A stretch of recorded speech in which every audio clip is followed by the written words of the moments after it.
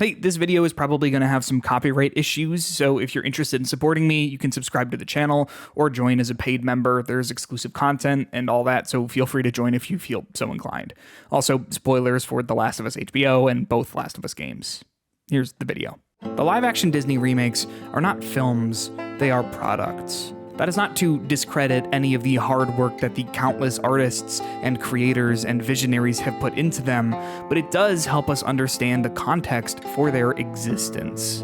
Beauty and the Beast from 2017 was not made because an artist wanted to remake the 1991 animated film in a new medium. It was made as an act of branding. Disney got to cash in on ticket sales and sell t-shirts and backpacks and dolls, while also getting the opportunity to make sure that every detail of the script fits in with the current brand identity that Disney is trying to push. Liking corporate art is tricky, isn't it? It's perfectly fine to like the live-action Disney remakes, to love them even. But Disney does not try to hide why the films are being created. They are branding, they are money. Every major corporate art project has this problem. If you think about them long enough, you start to ask yourself why they're made, and it always comes back to money.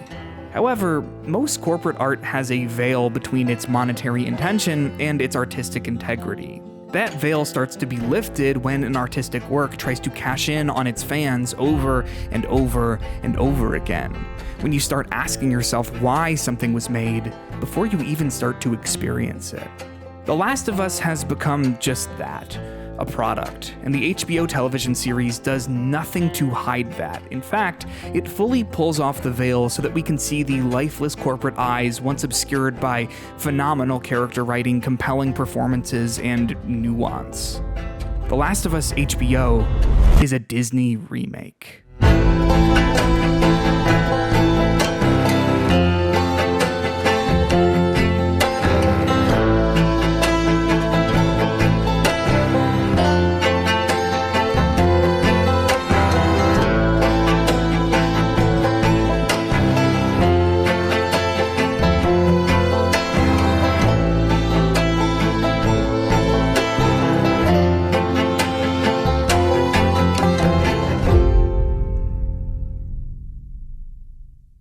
I think a critical part of creating an adaptation is making changes to the source material to better fit the medium.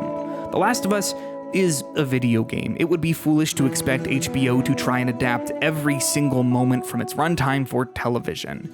Instead, it's the production's job to capture the essence, the vibe of the game, and create a TV show that matches it while hitting the same general beats. A great example of this in The Last of Us is the touching third episode of the first season, Long Time, which adapts a pretty standard video game level where Joel and Ellie search a town filled with infected for a car into a beautiful love story told over the course of 20 years. Bill and Frank are characters in the Last of Us game, but their roles are significantly different in the show. In the game, Bill is a grumpy guy who thinks Joel is just going to end up dead, and Frank is only ever seen as a corpse after he got bit trying to escape the town. What, you know this guy or something? Frank. Who the hell's Frank? He was my partner. In the show, we see Bill and Frank fall in love, care for one another, reinforcing the themes of defining unconditional love and the give and take that all relationships have. This is the good kind of adaptation. It takes source material and considers how that material can be transformed into one medium to another while capturing the spirit of the original and making its narrative motifs stronger along the way. You couldn't turn that episode into a video game easily because it's been crafted for its medium, which is why the inverse was true when making the episode. Bill's town needed to be heavily edited from being a game into being a show. This episode is frustrating. I love it so much. It does such a good job with its task and acts as a perfect example of the heights that a television adaptation of The Last of Us could reach.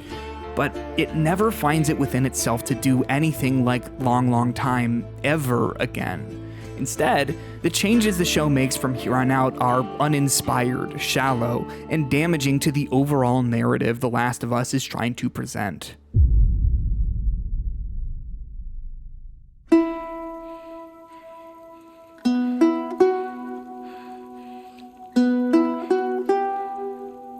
The Last of Us Part 2 is one of the most controversial games in recent memory.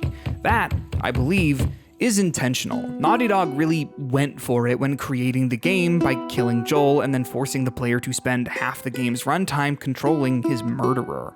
It's a game that requires emotional intelligence and highlights one of the strengths of video games as a medium: perspective. While the game is widely beloved, a portion of its audience hates everything about it.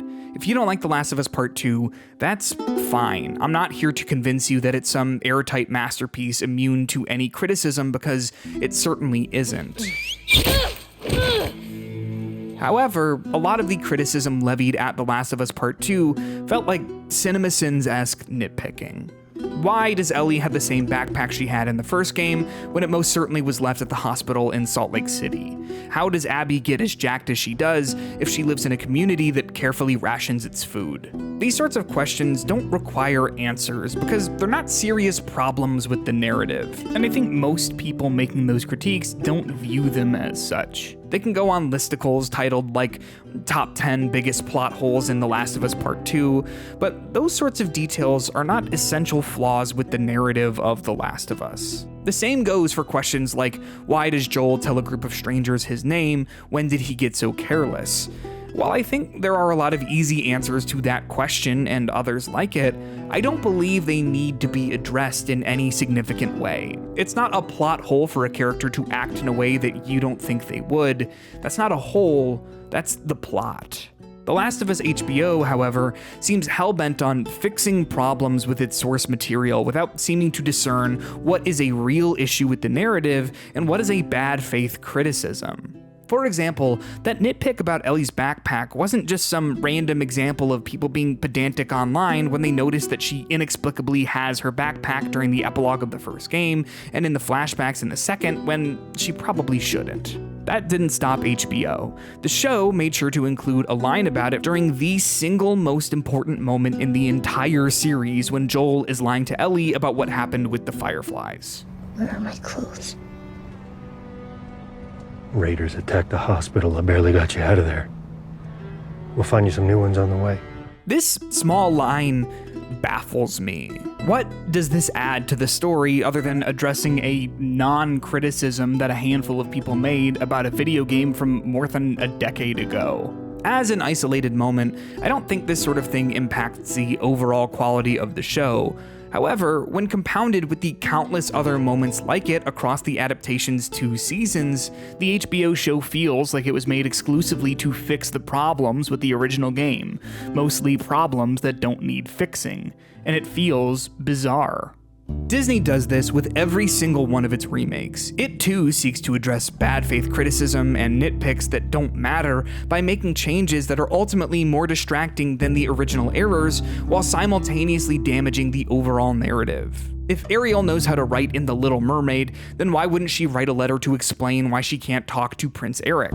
The remake fixes this glaring issue by omitting the contract she signs altogether, instead having Ursula take one of Ariel's scales to make the potion that will turn her human. The problem here, however, is that by making this seemingly insignificant change, the film portrays Ariel's choice differently. Instead of fully committing to the choice of signing a contract, Ariel's scale is ripped out of her hand. The meaning of this scene is altered, and Ariel's character is made less active in the plot, since instead of choosing to make a big change, a big choice is made for her. There's not the same sense of Ariel purposefully putting herself in danger to pursue the thing she wants because her hand is forced. We know less about Ariel as a character as a result of this change. Let's revisit that plot hole about Joel telling Abby and her crew his name when he doesn't know who they are. Like I said, I think there are a lot of logical explanations for why this happened. Explanations that I happen to think add to his character. Joel is an older man than he was in the first game. He's had 5 years of more comfortable living within the safety of Jackson. He hasn't had to constantly have his guard up like he did when he was a smuggler in Boston or when he was trekking across the country with Ellie. He unknowingly tells a group of strangers who are looking for him who he is, and you get this great, chilling moment. I'm Mel, by the way. Tommy. This is my brother. Joe.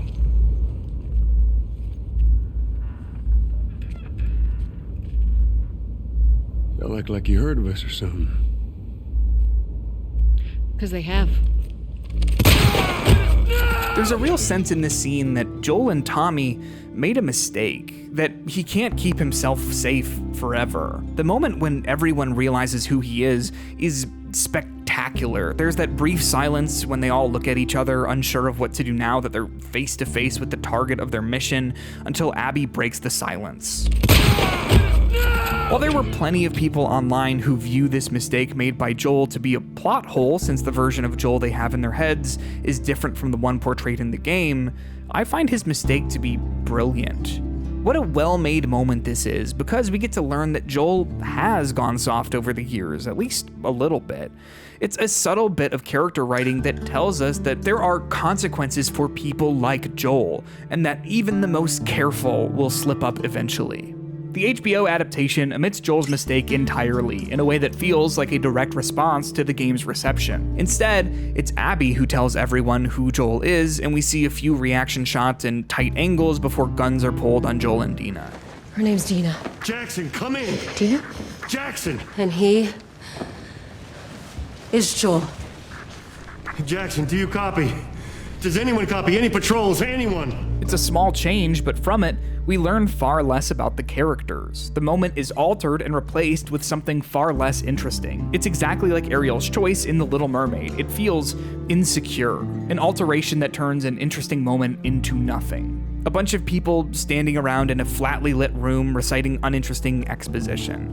This is not a character moment where we learn anything new about Joel and who he's become over the years since we saw him last. This is not an intriguing moment where we're all left wondering who Abby is and why she would want to kill Joel.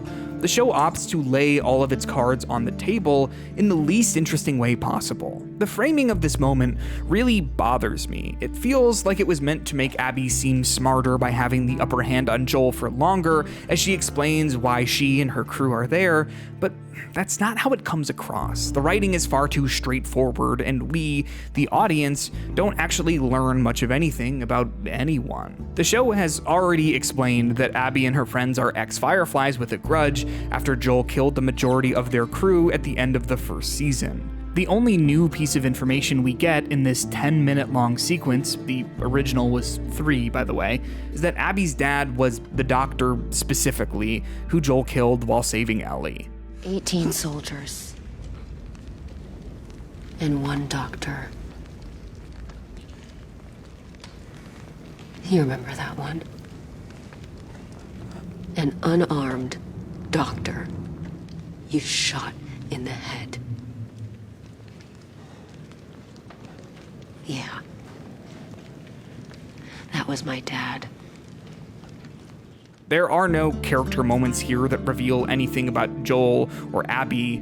It's just a person saying things we already know while the emotions stay completely the same. So much less is said in so much more time. In the game, Joel says his name, it spooks everyone, Abby shoots him, and he asks who she is. She tells him to guess. He refuses. Joel says, Why don't you say whatever speech you got rehearsed and get this over with? This line is another character moment. While his years in Jackson might have softened him somewhat, he's still the same hardened man we knew in The Last of Us Part 1. Even when facing certain death, Joel is not going to blink. He's not going to play games. He's accepted that this was most likely going to be how things end for him, and he isn't going to give anyone the satisfaction of toying with him. All of that is conveyed in just a few short words. Abby takes control of the scene, then Joel takes it for himself, then Abby takes it back. There's a give and take of emotion. We're seeing 2 immovable objects collide, and the results are blood and spit. The show tries to give Joel the same line where he denies Abby the upper hand, but he lets her talk on and on for minutes about why she's there and what she's going to do. He eventually shouts, Oh, it's funny. I have waited Just shut the fuck up and do it already. and yeah, agreed. He shouts this after she's been talking for 7 straight minutes.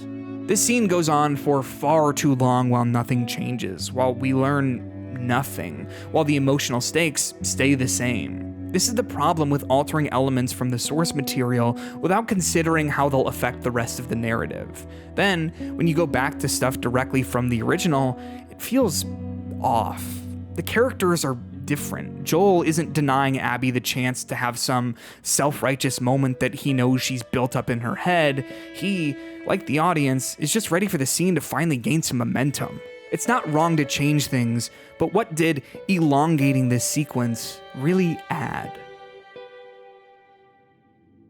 The Disney live-action remakes have a realism problem. Animated films allow their characters to be expressive and full of over-the-top life that simply doesn't exist in reality. Simba and Ursula and Gaston and Genie are extremely expressive. Their over-the-top bravado is portrayed through the performances of their voice actors, yes, but their animation is what truly brings them to life. There's an inherent problem when taking the expressiveness of animation and trying to translate it into realistic-looking animals and human faces.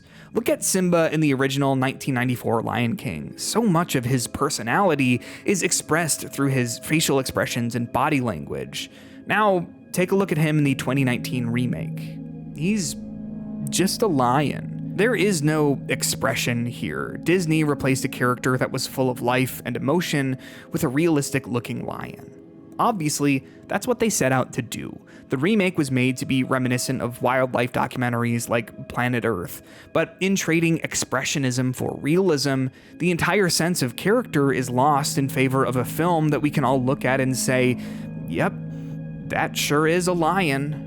It's easiest to see this problem with the live-action versions of animals in the Disney remakes, but human characters lose the same expression as well in favor of realism. The entire conceit of making live-action Disney films that often copy the original shot for shot feels like a misunderstanding of what an adaptation is meant to be. Joel's murder is one of the most dreadful scenes in all of gaming. The scene is drenched in this unrealistic blue light. It's set in a dirty, grimy basement. As Gene Park puts it, it felt like we were in the lowest floor of hell. The color grading of this scene is not realistic. I cannot name a single place I've ever been that looks as dim and visibly cold and blue as that basement, but that doesn't matter. The way the scene is portrayed through color makes it feel like distilled dread. It looks like the feeling I get in the pit of my stomach when I know something heinous is happening.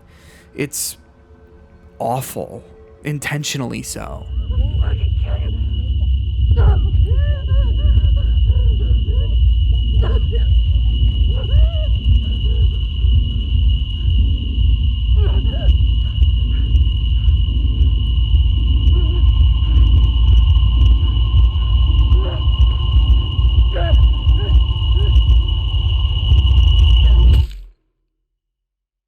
HBO drops the grime and blood and spit and has Joel murdered in a well-lit room.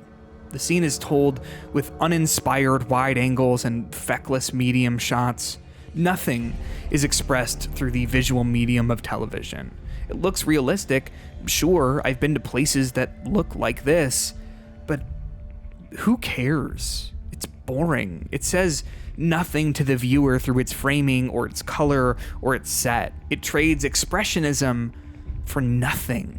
It's just bland realism for the sake of realism. It's just The Lion King. Everything else is what you'd figure except this. Boots. Love the Converse. Respect your consistency, but you're not crossing open country in fucking Chucks. I've done it before. No Chucks. It feels like The Last of Us HBO makes these kinds of mistakes at every turn. Every episode, there's a line that's crowbarred in that I recognize as a thinly veiled attempt to address some bit of mindless CinemaSins criticism of the game, exposited in the most lifeless, boring way possible on both a script level and a filmmaking one. Converse are a terrible shoe to wear when going on a cross-country trip where you'll be running and climbing for your life. Great. Here's a line said looking directly at the camera by Dina about how Ellie needs to pack boots. I totally disagree with this one, but it's unrealistic that Abby could be jacked like she is in the game given her circumstances in Seattle. Fine. Now she's played by a 5'2" woman who's 90 pounds soaking wet. The game is too hard to follow because it's not told in a strictly linear fashion, and there's a lot of subtext and stuff that goes unsaid between characters. Cool. Nearly everything is linear now, and every character is going to say exactly how they're feeling at all times directly to the camera in a monologue. And we're going to signal to everyone watching that we had no idea how to write this script by making the characters talk to a therapist. Are you happy now? It feels like Craig Mazin asks. What's so frustrating about these sorts of changes is that there are plenty of legitimate criticisms that The Last of Us Part 2 has received that the show keeps in that could have been easily changed. Like, Ellie and Dina, a lesbian and a bisexual woman, don't recognize the pride flags in Seattle when it's been a widely recognized symbol since the 1970s. What's with all the rainbows? Ellie knows all about the Apollo missions and other bits of history, but her identity as a lesbian hasn't caused her to do any reading or learning whatsoever about queer culture. Apparently, there is no gay culture in Jackson, despite how absolutely giant it is. The game is happy to use parts of the queer experience to traumatize its characters by calling them slurs, but pretends like queer culture and identity were completely wiped out when the infection started. That would have been an easy thing to change for the show, but for whatever reason, they kept it, and instead made sure to let us know that, don't worry, there's a reason why the guitar Ellie finds in that music shop isn't rotted and destroyed. The show is obsessed with answering questions that weren't legitimate criticisms or questions that built a sense of intrigue surrounding its narrative. I can't possibly think of a question The Last of Us needs to answer less than why is Ellie immune? The circumstances surrounding it simply do not matter. But the show made sure to answer that question anyway. In most cases, being explicit makes the things The Last of Us has to say far less compelling.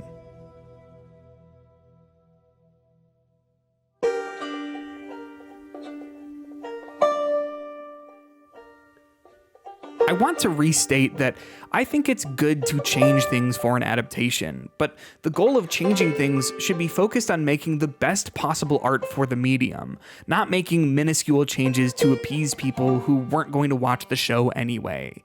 You can't just change a bunch of small details for the sake of changing them and expect everything to feel the same. For example, as much as Caitlin Dever is doing a fine enough job reading lines as Abby, I think she's miscast since a large part of Abby's character is conveyed through her physicality. Abby's body in the game is a display of her unhealthy obsession. She turns herself into a pure muscle killing machine to make sure that she's ready and able to kill Joel when the time comes. It's not something that's ever mentioned explicitly in the game, but it's a subtle bit of strong characterization that comes from her design in the video game. Change how Abby looks for the show, sure, but change her to look like something that means something. By removing her physicality, a piece of her characterization is removed with it and replaced by nothing. She hasn't been adapted for television, she's simply been reduced. You can't just change all the details and then pretend like the show is about the same thing when you get to parts of the game you want to copy. So many of the changes made for The Last of Us HBO aren't made in service of anything. The pacing is far slower to accommodate for nothing of importance. The characters jump back and forth between reading lines written by someone who doesn't understand intrigue and subtlety, only to drastically whip back to behaving like the much different characters we know from the game because the script starts lifting heavily from it. It's a hollow remake.